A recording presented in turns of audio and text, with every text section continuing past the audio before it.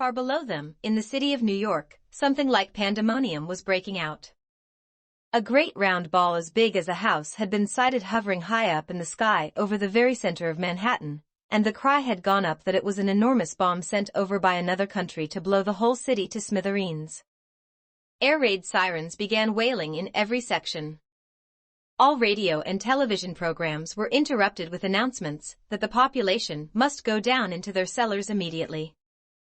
1 million people walking in the streets on their way to work looked up into the sky and saw the monster hovering above them, and started running for the nearest subway entrance to take cover.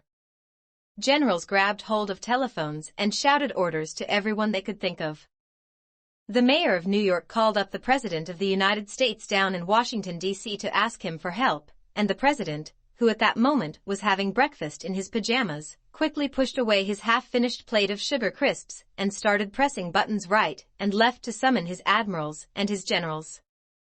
And all the way across the vast stretch of America, in all the 50 states from Alaska to Florida, from Pennsylvania to Hawaii, the alarm was sounded and the word went out that the biggest bomb in the history of the world was hovering over New York City, and that at any moment it might go off. 34 Come on, centipede, bite through the first string, James ordered. The centipede took one of the silk strings between his teeth and bit through it. And once again, but not with an angry cloudman dangling from the end of the string this time, a single seagull came away from the rest of the flock and went flying off on its own. Bite another, James ordered. The centipede bit through another string. Why aren't we sinking? We are sinking. No, we're not. Don't forget the peach is a lot lighter now than when we started out, James told them. It lost an awful lot of juice when all those hailstones hit it in the night. Cut away 2 more seagulls, centipede. Ah, that's better. Here we go. Now we really are sinking. Yes, this is perfect. Don't bite any more, centipede, or we'll sink too fast. Gently does it. Slowly the great peach began losing height, and the buildings and streets down below began coming closer and closer. Do you think we'll all get our pictures in the papers when we get down? The ladybug asked. My goodness, I've forgotten to polish my boots. The centipede said. Everyone must help me to polish my boots before we arrive. Oh, for heaven's sake, said the earthworm. Can't you ever stop thinking about Dash? But he never finished his sentence. For suddenly WHOOSH. And they looked up and saw a huge 4-engined plane come shooting out of a nearby cloud, and go whizzing past them not more than 20 feet over their heads. This was actually the regular early morning passenger plane coming into New York from Chicago, and as it went by, it sliced right through every single one of the silken strings, and immediately the seagulls broke away, and the enormous peach, having nothing to hold it up in the air any longer, went tumbling down toward the earth like a lump of lead. Help! Cried the centipede. Save us! Cried Miss Spider. We are lost! Cried the ladybug. This is the end! Cried the old green grasshopper. James! Cried the earthworm. Do something, James! Quickly, do something! I can't! Cried James. I'm sorry. Goodbye. Shut your eyes, everybody. It won't be long now. 35 round and upside down went the peach as it plummeted toward the earth, and they were all clinging desperately to the stem to save themselves from being flung into space. Faster and faster it fell. Down and down and down, racing closer and closer to the houses and streets below, where it would surely smash into a million pieces when it hit. And all the way along Fifth Avenue and Madison Avenue, and along all the other streets in the city, people who had not yet reached the underground shelters looked up and saw it coming, and they stopped running and stood there staring in a sort of stupor at what they thought was the biggest bomb in all the world falling out of the sky onto their heads. A few women screamed. Others knelt down on the sidewalks and began praying aloud. Strong men turned to one another and said things like, I guess this is it, Joe, and goodbye, everybody, goodbye. And for the next 30 seconds the whole city held its breath, waiting for the end to come. 36 Goodbye, Ladybug, gasped James, clinging to the stem of the falling peach. Goodbye, Centipede. Goodbye, everybody. There were only a few seconds to go now, and it looked as though they were going to fall right in among all the tallest buildings. James could see the skyscrapers rushing up to meet them at the most awful speed, and most of them had square flat tops, but the very tallest of them all had a top that tapered off into a long sharp point like an enormous silver needle sticking up into the sky. And it was precisely onto the top of this needle that the peach fell. There was a squelch. The needle went in deep. And suddenly there was the giant peach, caught and spiked upon the very pinnacle of the Empire State Building. 37 It was really an amazing sight, and in 2 or 3 minutes, as soon as the people below realized that this now couldn't possibly be a bomb, they came pouring out of the shelters and the subways to gape at the marvel. The streets for half a mile around the building were jammed with men and women, and when the word spread that there were actually living things moving about on the top of the great round ball, then everyone went wild with excitement. It's a flying saucer, they shouted. They are from outer space. They are men from Mars. Or maybe they came from the moon. And a man who had a pair of binoculars to his eyes said, they look pretty peculiar to me, I'll tell you that. Police cars and fire engines came screaming in from all over the city, and pulled up outside the Empire State Building. 200 firemen and 600 policemen swarmed into the building, and went up in the elevators as high as they could go. Then they poured out onto the observation roof, which is the place where tourists stand just at the bottom of the big spike. All the policemen were holding their guns at the ready, with their fingers on the triggers, and the firemen were clutching their hatchets. But from where they stood, almost directly underneath the peach, they couldn't actually see the travelers up on top. Ahoy there! Shouted the chief of police. Come out and show yourselves. Suddenly, the great brown head of the centipede appeared over the side of the peach. His black eyes, as large and round as 2 marbles, glared down at the policemen and the firemen below. Then his monstrous ugly face broke into a wide grin. The policemen and the firemen all started shouting at once. Look out! They cried. It's a dragon. It's not a dragon. It's a wampus. It's a gorgon. It's a sea serpent. It's a proc. It's a manticore. 3 firemen and 5 policemen fainted and had to be carried away. It's a snozwanger, cried the chief of police. It's a wangdiddle, yelled the head of the fire department. The centipede kept on grinning. He seemed to be enjoying enormously the commotion that he was causing. Now see here, shouted the chief of police, cupping his hands to his mouth. You listen to me. I want you to tell me exactly where you've come from. We've come from thousands of miles away. The centipede shouted back, grinning more broadly than ever, and showing his brown teeth. There you are, cried the chief of police. I told you they came from Mars. I guess you're right, said the head of the fire department.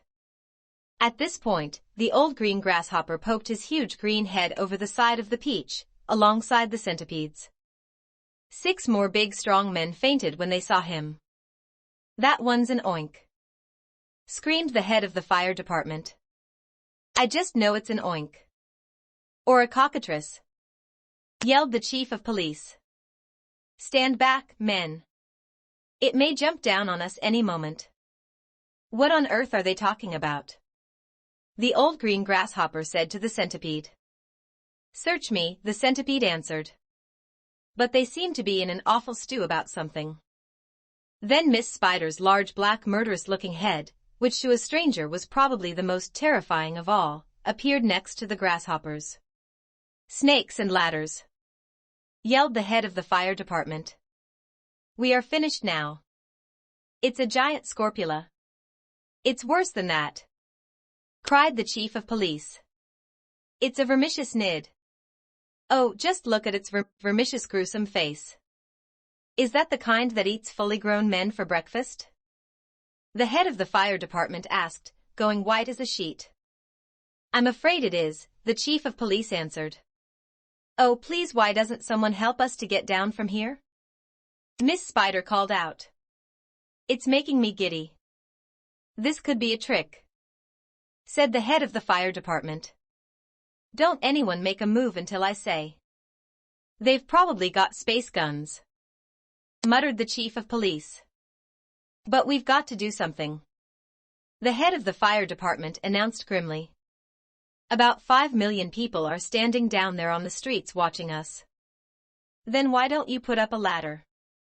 The chief of police asked him. I'll stand at the bottom and hold it steady for you while you go up and see what's happening. Thanks very much, snapped the head of the fire department. Soon there were no less than 7 large fantastic faces peering down over the side of the Peach, the centipedes, the old green grasshoppers, Miss Spiders, the earthworms, the ladybugs, the silkworms, and the glowworms. And a sort of panic was beginning to break out among the firemen and the policemen on the rooftop. Then, all at once, the panic stopped and a great gasp of astonishment went up all around. For now, a small boy was seen to be standing up there beside the other creatures. His hair was blowing in the wind, and he was laughing and waving and calling out, "Hello, everybody. Hello." For a few moments, the men below just stood and stared and gaped. They simply couldn't believe their eyes. Bless my soul, cried the head of the fire department, going red in the face. It really is a little boy, isn't it? Don't be frightened of us, please, James called out. We are so glad to be here. What about those others beside you?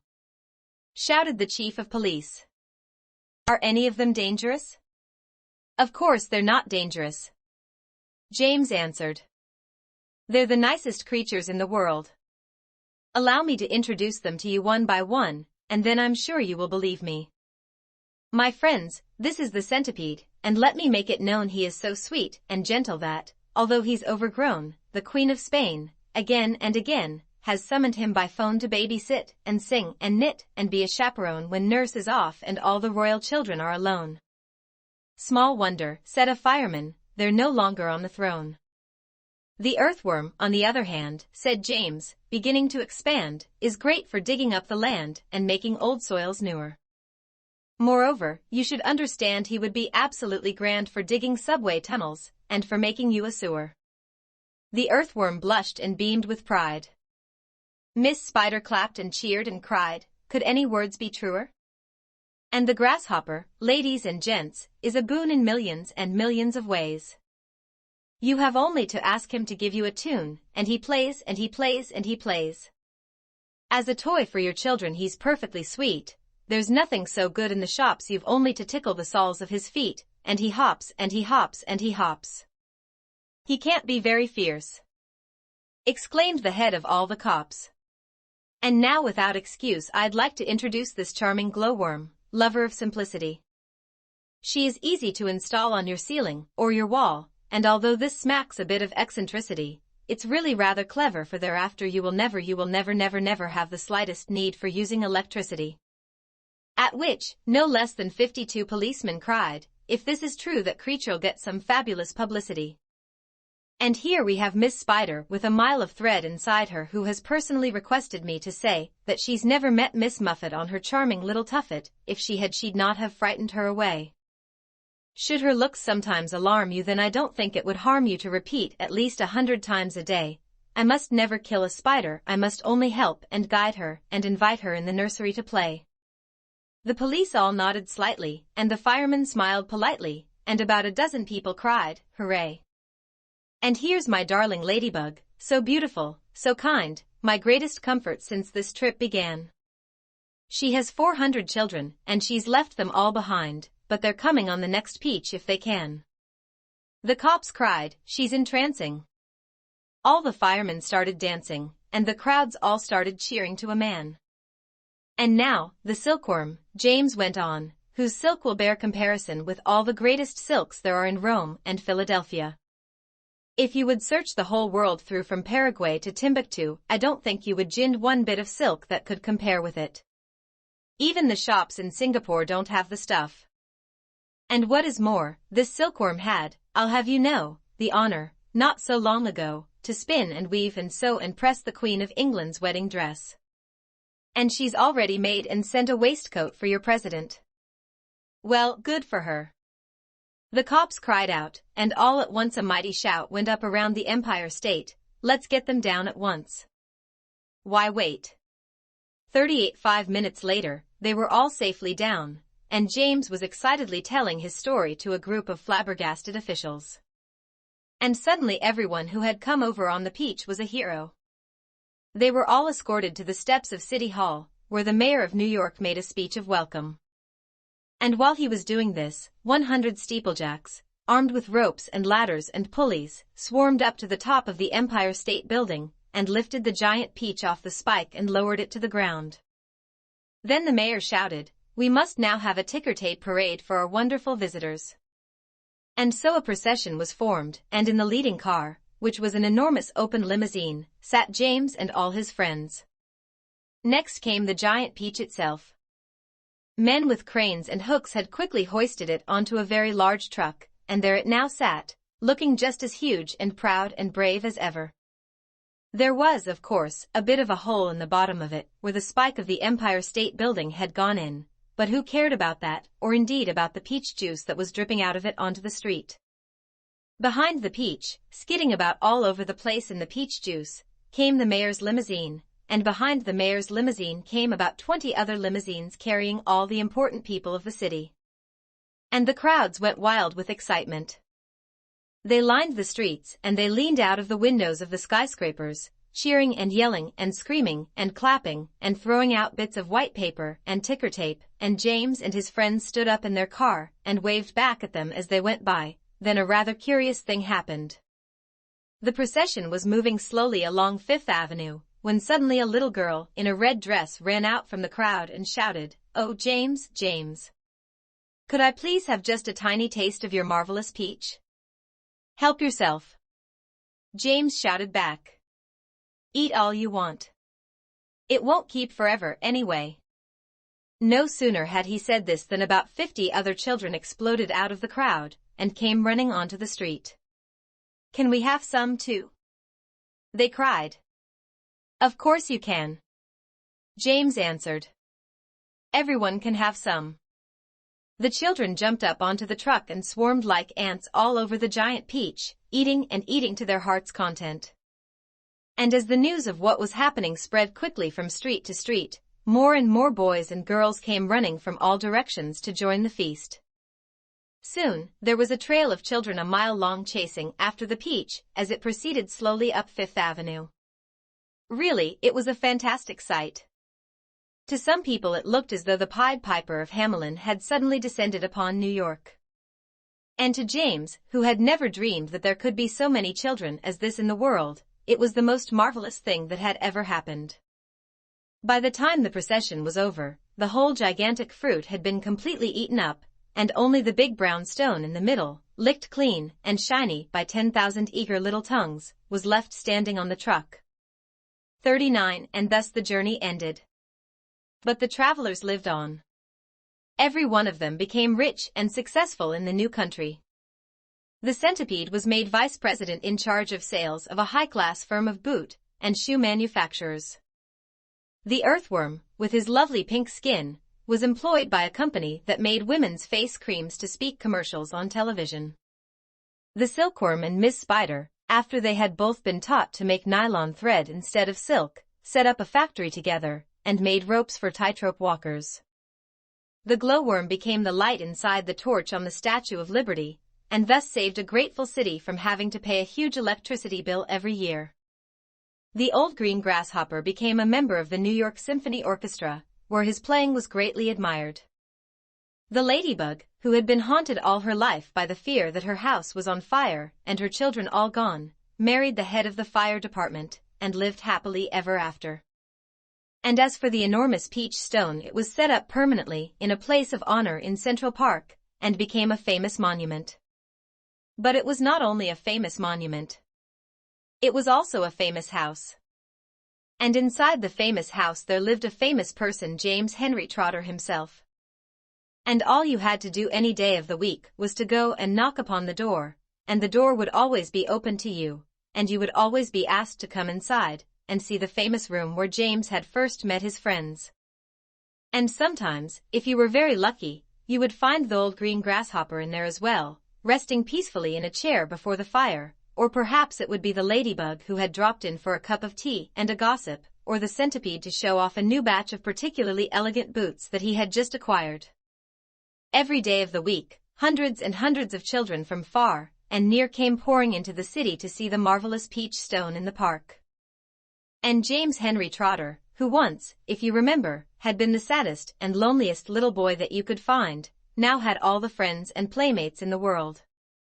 And because so many of them were always begging him to tell and tell again the story of his adventures on the peach, he thought it would be nice if one day he sat down and wrote it as a book.